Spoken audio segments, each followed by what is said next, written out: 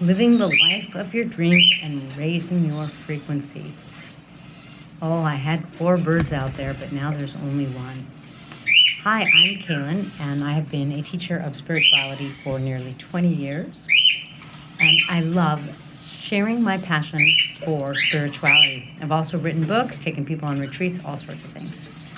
One of the most important things to me in my life is trying to stay as balanced as possible. In order to stay balanced, one of the things that I do is I have parrots. They make me happy. I love watching them. I love hanging out with them, which is what I'm doing right now.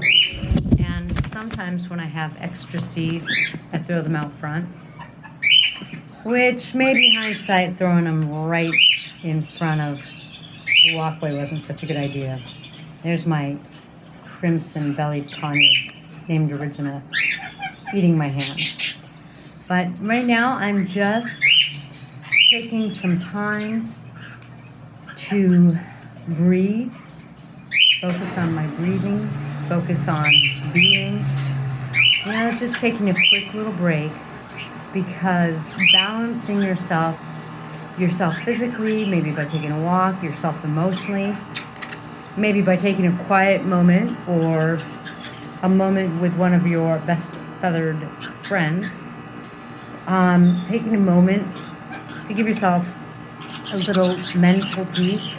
These are all important things that bring you the ability to focus where you want to focus, to take some time to stop and watch the parrots and be more of who you want to be. Sometimes it really does just come down to giving ourselves the time and permission to focus where we want to focus, to choose what it is that we want to choose in our life. And so, for example, for me, one of my choices is having my parrots. Oh, look at that. He's eating some palms, which is perfect. That's there just for him. Thank you for joining me in this semi-quiet moment.